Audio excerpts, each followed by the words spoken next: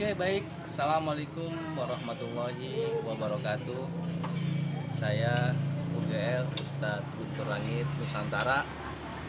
Saat ini sedang ada di kedai.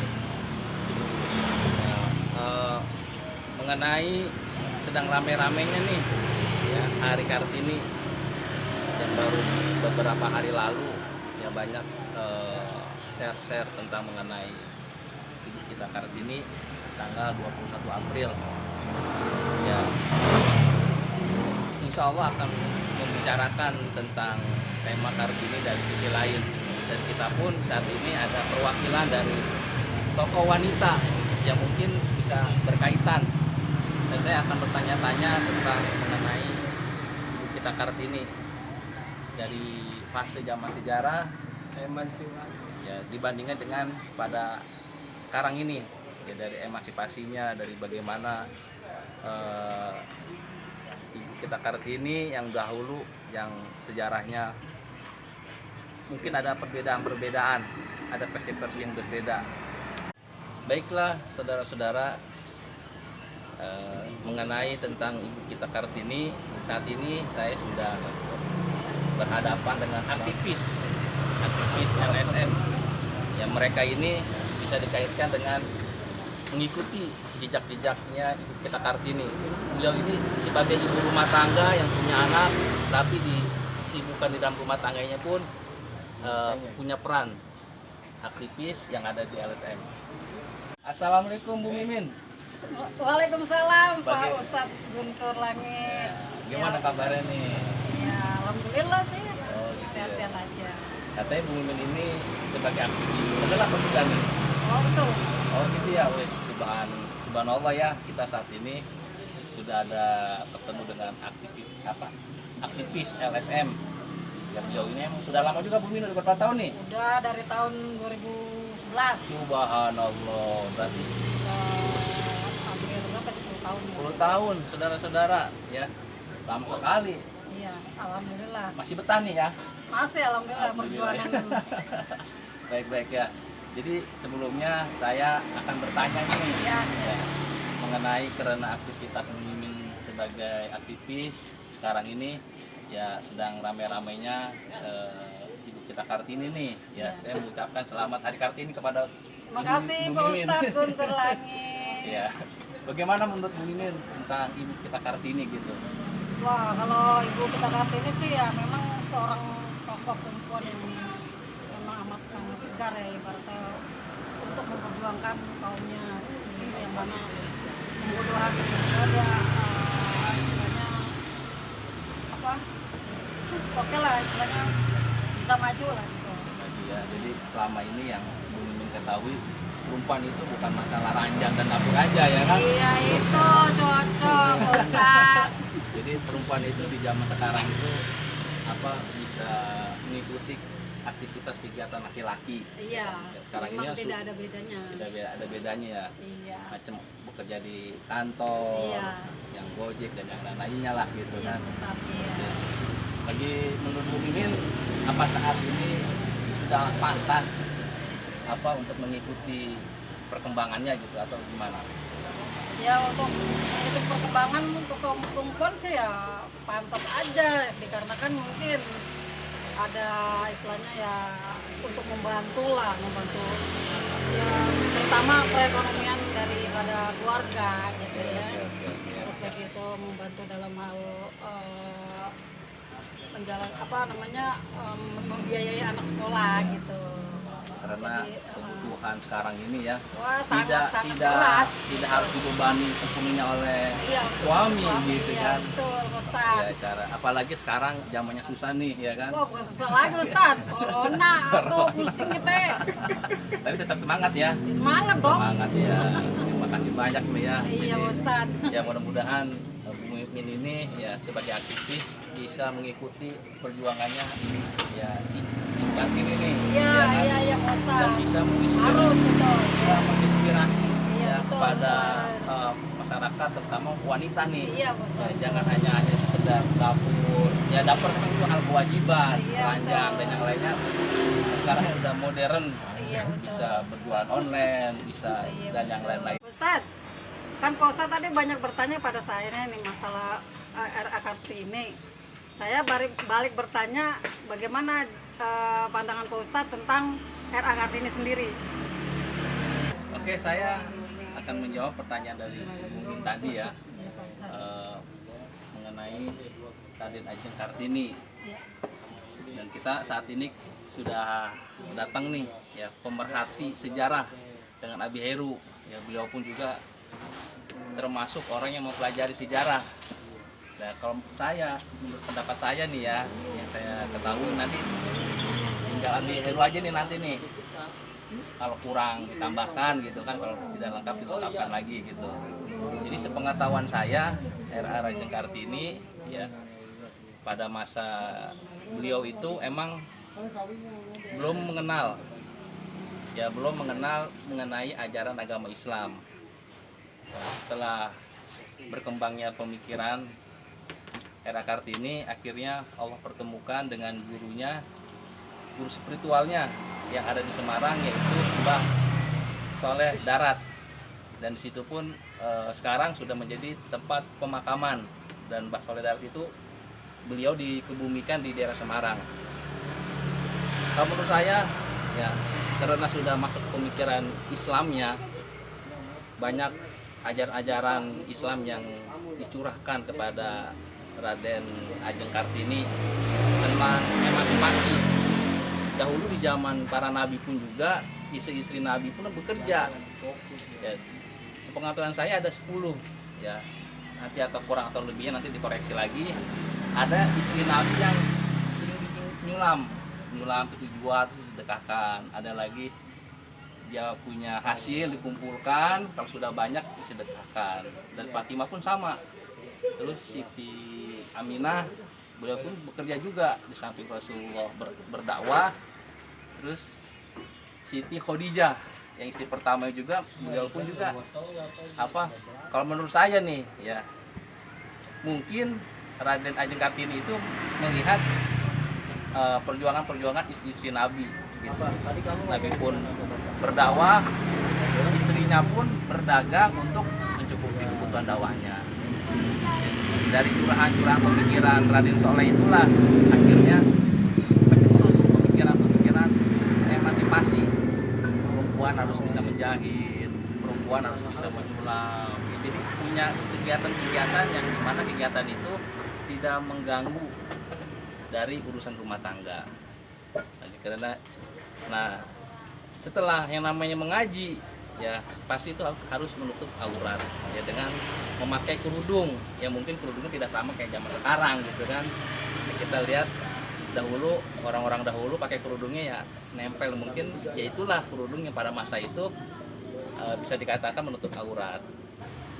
Alhamdulillah kita saat ini sudah hadir Abi Heru ya, sahabat saya ya. Beliau ini kalau menurut saya sudah memumpuni lah ya tentang mengenai, beliau ini seorang yang hobi pembaca sejarah ya, bisa dikatakan pemerhati sejarah gitu. Bagaimana kabar Abi Heru? Alhamdulillah Tambah sehat dan ganteng aja nih. Gimana, duitnya tebal? Alhamdulillah katanya ya. Alhamdulillah ini Abi Heru ya. Ya beliau, saya termasuk mengagumi beliau nih ya. Saya banyak belajar dengan beliau tentang mengenai sejarah. Ya, saya mau bertanya nih Abi Heru, boleh nggak nih? Boleh ya, alhamdulillah. Kalau bisa dijawab, Jawab ya. Kalau nggak bisa tugas nanti. PR.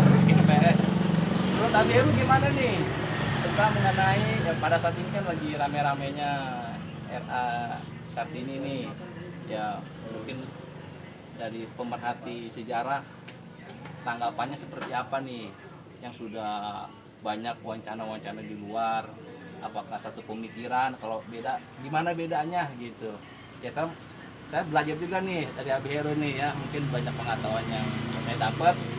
Jadi coba tolong jelaskan gitu Abi Heru, monggo silakan. Oke, makasih Bang Imam ya, atau Ya. Ustadz Guntur Langit ya. Namanya ini menggelegar bener ya. Begini Bang Imam. Ya, siap. Ya, jadi kalau kita bicara sejarah ya, Ya. potret sejarah kekinian kita ini ini memang kalau kita lihat versinya ini kebanyakan versi Belanda ya. Versi Belanda, dan ini masih terus terpelihara oleh para sejarawan kita ya. Jadi seolah-olah ya itulah potret daripada R.A. Kartini ya. Jadi sedikit sekali saya perhatikan yang melihat dari sisi lain. Misalnya begini, kalau kita lihat sejarahnya R.A. Kartini itu kan dari kalangan ningrat ya. Ningrat itu kalangan bangsawan atau priyayi lah. Raja-raja ya. Jawa itu priyayi ya. Nah, kita lihat kultur dari R.A. Kartini adalah kultur Jawa ya. Jawa yang istilahnya berdimensi Mataram.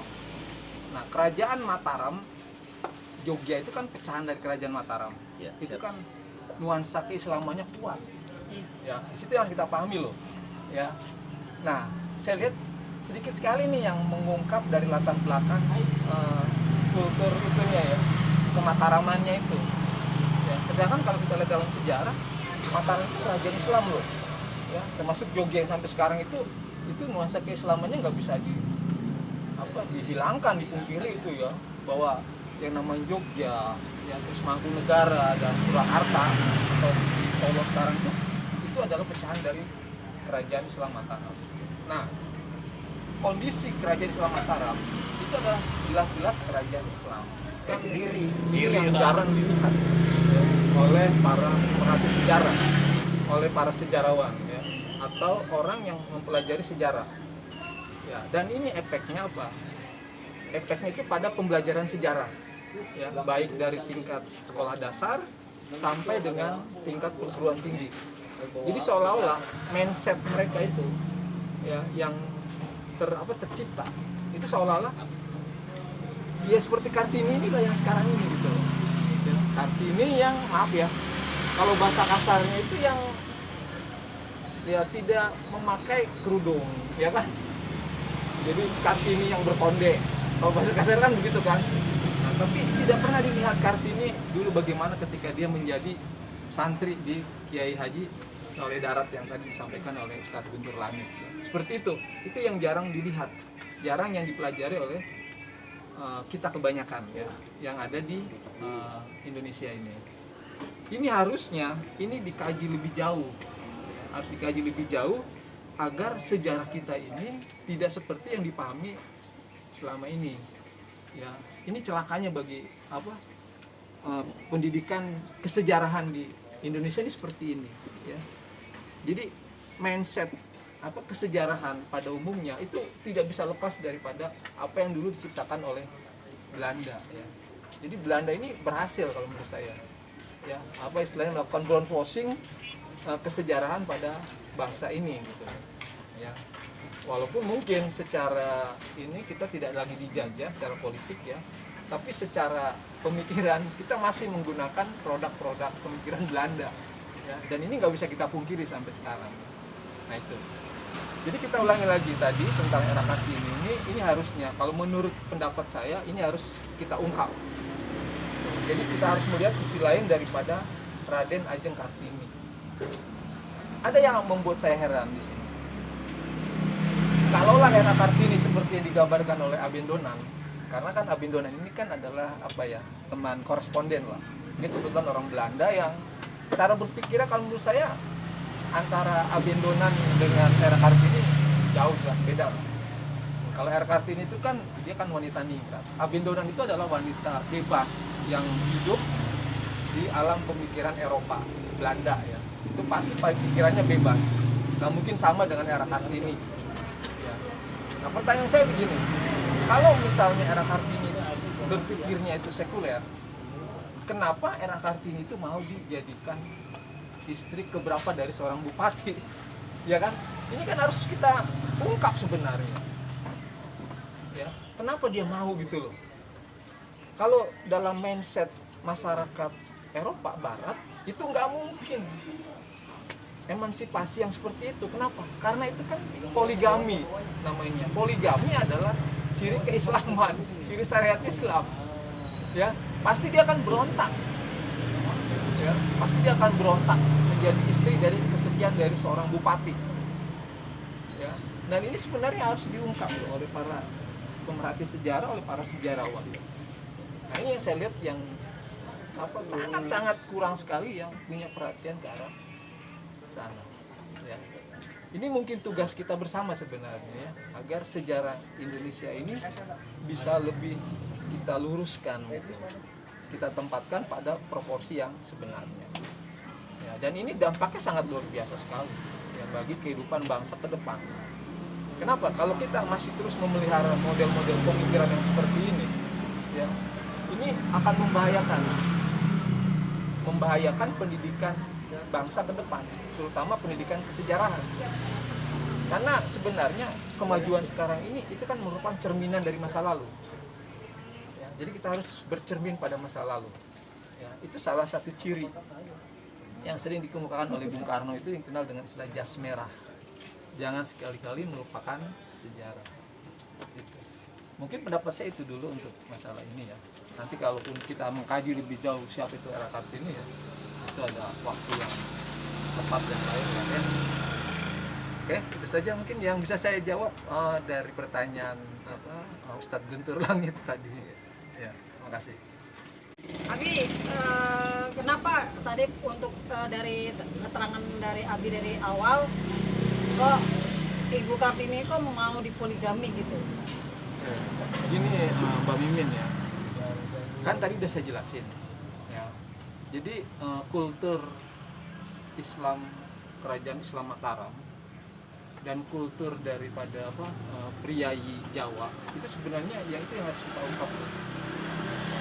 Kebiasaan priayi bangsawan Jawa itu pada umumnya kalau pada masa lalu itu kan istrinya lebih dari satu ya, seperti seorang bupati ya, atau seorang raja atau seorang raden lah gitu ya, itu biasanya dia punya istri lebih dari satu.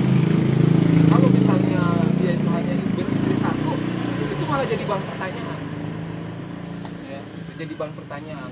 Nah begitu pula dengan suami dari ibunya Raden Ajeng Kartini ini ya. Dan era Kartini kalau nggak salah itu kan dijadikan istri keempat ya dari Bupati Rembang itu ya. Ini juga harus kita pelajari lebih jauh ya.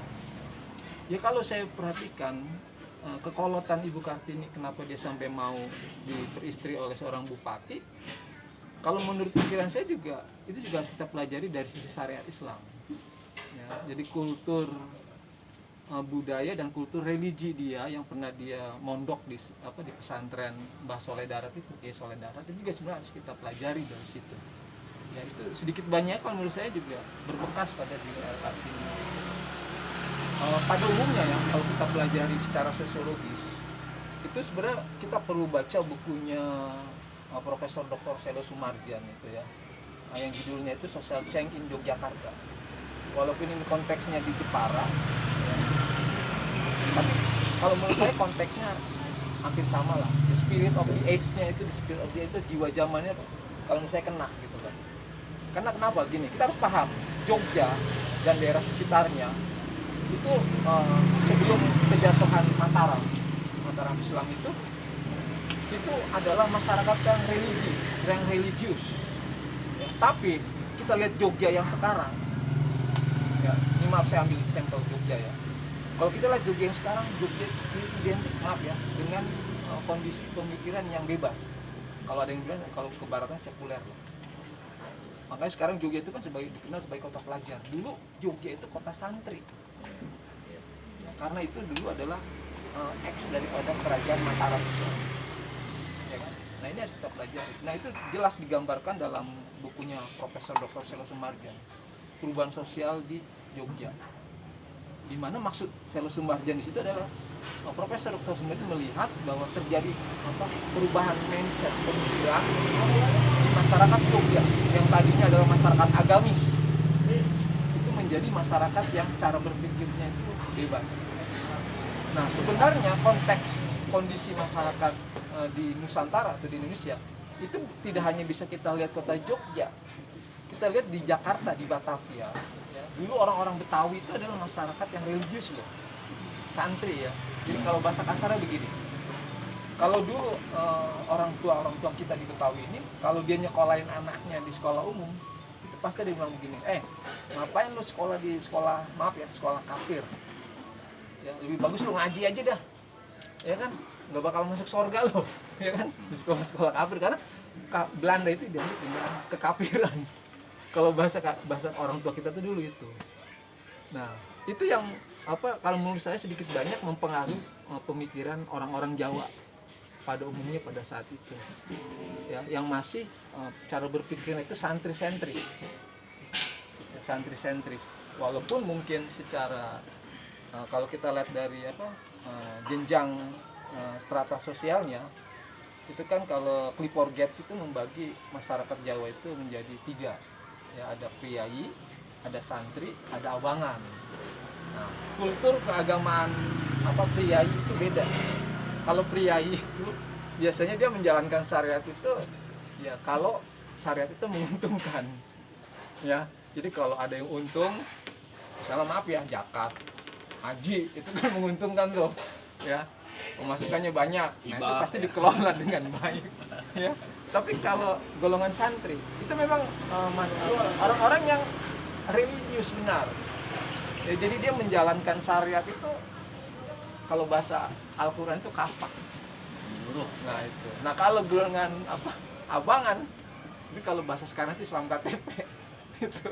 Jadi dia beragama ya, karena di KTP-nya aja. Jadi kalau kata bahasa ustaz-ustaz tuh yang masuk Islam, yang masuk surga itu KTP-nya, bukan orangnya gitu loh. Nah itu bahasa kasar begitu itu kalau menurut Clifford Geertz. Ya, yang kemudian Clifford Geertz ini adalah seorang pembahasan masalah sosial yang berkebangsaan Amerika. Ya, dia pernah melakukan studi di Jawa tentang bagaimana sih kultur orang Jawa itu dalam beragama. Nah ini kalau kita ambil konteks ke era Kartini itu bisa nyambung. Ya, jadi kita harus melihat sesuatu itu dari latar belakangnya dulu, bukan langsung jadi. Kebanyakan kita ini melihat era Kartini yang udah jadi usulnya ya. Iya, usulnya itu nggak pernah diungkap. Jadi kalaupun diungkap hanya sambil lalu sepintas. Nah ini kalau hal ini terus ditanamkan pada dunia pendidikan kita, celaka kalau menurut saya. Ya, gitu. Mungkin itu Mbak Mimin yang bisa saya jawab.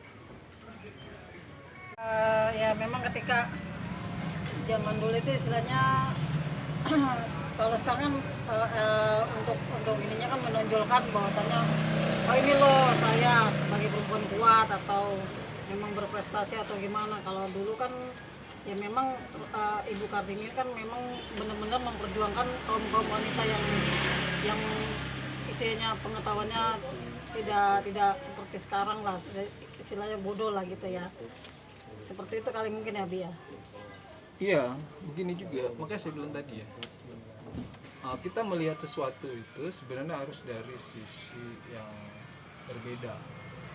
Kita lihat kultur wanita Jawa itu dengan kultur wanita Eropa atau Belanda lah taruhlah, itu nggak sama, beda. Ya. Nah kalau kita lihat, kita selama ini ngikutin mindsetnya Abendonan. Kenapa? Karena kebetulan era Kartini ini kan dia banyak berkoresponden dengan Abendonan. Nah, Abendonan itu adalah seorang wanita modern yang kulturnya itu adalah Belanda sentris. Sedangkan era Kartini adalah Jawa sentris. Ya, Jawa sentris plus Islam lah, taruh seperti itu. Ya. Nah ini harus kita bedakan sebenarnya. Ya, jadi kalau kita campurkan, ini akan timbul kacauan seperti sekarang ini. Ya, jadi kita akhirnya mencampur adukan sesuatu yang memang berbeda. Ya, itu sebenarnya yang harus kita pahami ya dalam konteks kesejarahan di Indonesia ini. Sebenarnya kalau sejarah Indonesia ini banyak sih sebenarnya yang perlu kita kita kaji ulang. Bukan hanya masalah Raden Ajeng Kartini aja. Bahkan kalau dalam masyarakat kita sekarang ini ada yang pro sama kontra ya.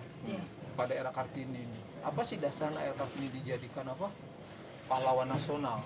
Kenapa enggak malah Hayati ya? Iya. Kenapa enggak Jutnadin? Ya, itu selalu dibikin pertentangan kalau saya perhatikan itu.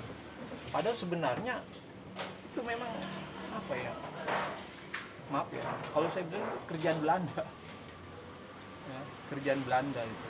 Karena tadi saya bilang penulisan sejarah Indonesia itu mengikuti yang namanya Belanda sentris. Ya, Belanda sentris. Dan baru kita katanya ya, kita mulai keluar dari Belanda sentris itu kan setelah periode 1950-an ke sini, itu setelah lahirnya para sejarawan-sejarawan Indonesia. Tapi kita juga harus ingat di sini, para sejarawan Indonesia yang lahir dari rahim Profesor Dr. Hussein Jayadiningrat yang merupakan seorang sejarawan yang Belanda sentris. Hussein Jayadiningrat dia orang Indonesia tapi dia seorang priai dari Jawa Barat, tapi cara berpikir dia itu Belanda sentris. Ya, itu. Dan ini yang melahirkan para sejarawan sekarang ini. Sampai sekarang ini kalau saya perhatikan, saya pernah bicara tentang bagaimana merubah mindset ya, agar tidak lagi kita selalu menggunakan.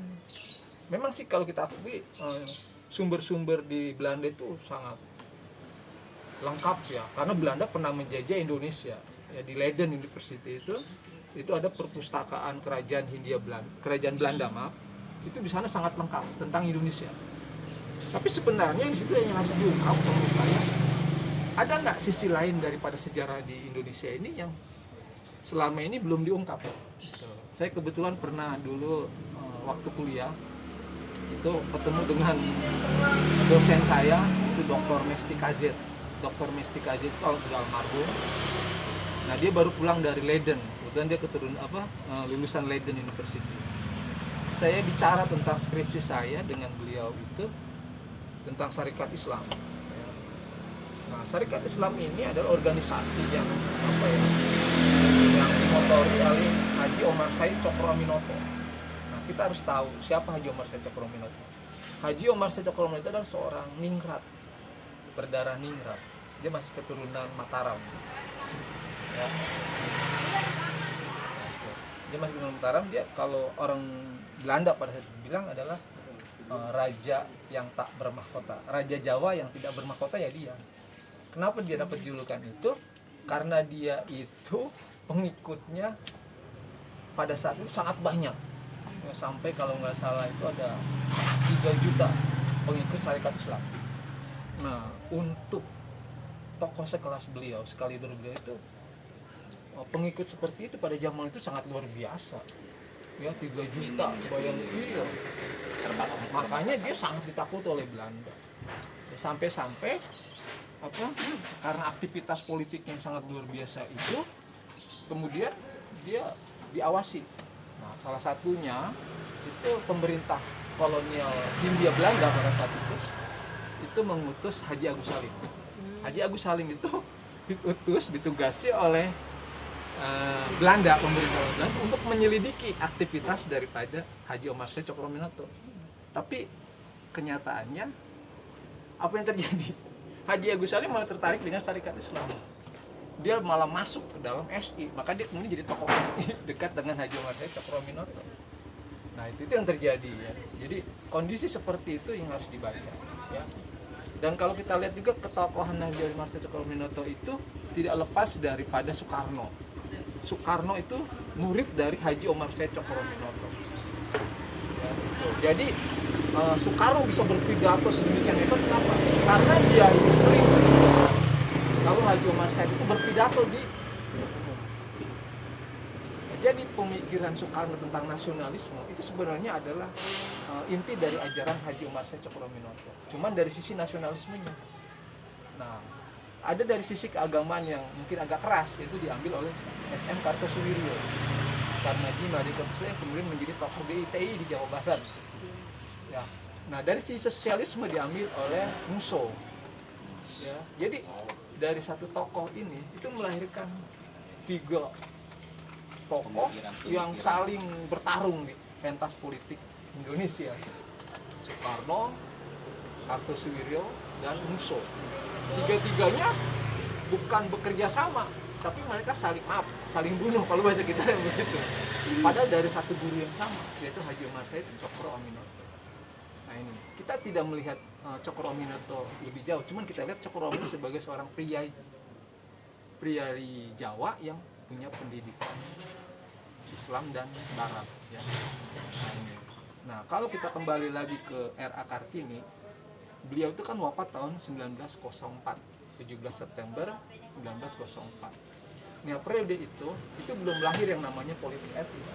Politik etis lahir baru 1905. Itu setelah berakhirnya Perang Aceh.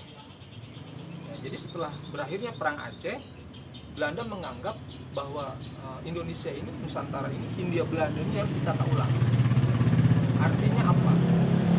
Agar Hindia Belanda ini atau Nusantara ini atau sekarang Indonesia ini kalaupun nanti satu saat merdeka, mereka ini masih punya pengaruh di dalam pemikiran benak-benak para intelektualnya. Nah, ini nanti dampaknya kalau kita perhatikan itu pada peristiwa KMB. KMB. Iya, Konferensi Media Bundar ya, yang mengakhiri daripada kedaulatan Belanda atas Indonesia. Nah, kita sini kadang-kala kurang meneliti ya, saya kurang tahu juga. Mindset kita yang menerima selama ini tentang KMB seolah-olah di KMB ini yang diakui adalah kedaulatan Republik Indonesia. Padahal itu keliru. Dalam butir-butir KMB yang diakui itu adalah kedaulatan Republik Indonesia Serikat, bukan Republik Indonesia. Nah, ini. Kenapa Republik Indonesia Serikat? Karena Republik Indonesia itu adalah bagian dari RIS. Nah, Belanda pintar di sini memainkan apa? Memainkan politiknya. Ya, jadi kita harus paham juga. Karena Belanda pun sebenarnya itu maaf ya, ada yang bilang Belanda memang punya kepentingan, ada juga Belanda ini sebenarnya dia ini memang punya apa? Masuk ke Indonesia atau ke Nusantara. Ya, dulu kan ada Kesultanan Aceh, ya, Kesultanan Ternate, ya, Kesultanan apa? Banjarmasin dan sebagainya. Itu kan semua adalah pemerintahan kerajaan sultanan yang berdaulat. Aspirasi ini mungkin kalau menurut pemikiran para sultan itu kan sebenarnya kedaulatan harus dikembalikan kepada para sultan itu, bukan pada pemerintahan Soekarno yang baru berdiri tanggal 17 Agustus 1945. Nah, inilah yang kemudian ya dimanfaatkan oleh Belanda gitu. Ya, tapi Soekarno adalah seorang politikus yang piawai. Ya, dia tahu ya, ini adalah apa istilahnya akal-akalannya Belanda. Makanya ini bagaimana pada waktu sebelum KMB itu ya, Soekarno itu melobi yang namanya konferensi antar Indonesia. Jadi dia lobby dulu tuh tokoh-tokoh itu supaya nanti pas di KMB tidak jadi masalah, ada satu suara. Jadi yang dihadapi hanya Belanda aja. Nah, ini ya, akhirnya dibuat kesepakatan termasuk dengan Sultan Hamid ya, ketua BFO pada saat itu. BFO itu adalah badan federasi ya, federasi yang membawai dari negara-negara federal. Akhirnya mereka sepakat bahwa ya masalah Indonesia nggak ada masalah lagi. Tapi dalam hasil perjanjian KMB yang diakui di situ adalah RIS, jangan salah ya, bukan RI ya. Kita buka bareng-bareng di sejarah itu, Republik Indonesia Serikat. Kedaulatannya. Ya, itu. Ya. Jadi di situ penyerahan kedaulatan bukan kepada Republik Indonesia yang diproklamasikan tahun 49, tapi kepada Republik Indonesia Serikat. Itu yang kita garis bawahi. Nah, ini konteks ini yang kadang-kadang maaf ya kurang dipahami oleh kita semua. Ya, tapi Soekarno memang sekali lagi adalah tokoh yang sangat luar biasa, yang sangat piawai. Akhirnya dia bisa melobi itu semua, dan dalam waktu sekejap RIS itu berubah menjadi Republik Indonesia. Tujuannya sama gitu. Tujuannya sama. Ya, itu. Oke, mungkin itu yang bisa saya jawab. Mungkin agak sedikit panjang dan ngelantur ya. Oke, Wi, makasih. Iya, sama-sama. Bawanya. Ya, mudah-mudahan bermanfaat lah. Amin. Amin. Oke, alhamdulillah kita sudah mendengarkan penjelasan dari Abi Heru ya, dari seorang pemerhati sejarah yang begitu sangat gamblang. Saat ini kita mengetahui era Kartini ya hanya sekedarnya itu ya, yang selama ini kita teradopsi dengan pemikiran-pemikiran kalau Abi Heru katakan sudah teradopsi dengan dari jajahan-jajahan Belanda, begitu Bi ya. Nah, mungkin dari Abi Heru sudah menjelaskan begitu gamblang, dan saya pun ya terima kasih banyak nih atas penjelasannya. Mudah-mudahan masyarakat bisa mengetahui dengan apa pembicaranya. Ya bolehlah orang berbicara versi ini hanya sebagai apa namanya bahan bisa jadi pertimbangan. Ya mudah-mudahan dengan ada perbincangan ini masyarakat mempunyai referensi yang lain ya, bukan hanya sekedar ini lagi dari Mbak Mimin ya, poligami segala macem ya. Ternyata beliau pun juga ya seorang dikatakan apa namanya pioner. Banyak nih ya. Terima kasih. Abi Heru sehat selalu nih ya, Alhamdulillah. panjang umur. Mudah-mudahan kita bisa berjumpa lagi. Amin. Ya, Ustadz, Terima kasih nih, makasih ya. Ustadz saya juga. Ya mudah-mudahan kita semuanya yang ada di melihat video ini ya mudah-mudahan berkah semuanya, mudah-mudahan Allah berikan rahmat dan hidayahnya, dan Amin. saya mohon doanya juga ya supaya channel ini ya terus berkembang, terus maju, dan mohon dukung, like and subscribe. Akhirul kalam, assalamualaikum warahmatullahi wabarakatuh. Mantap.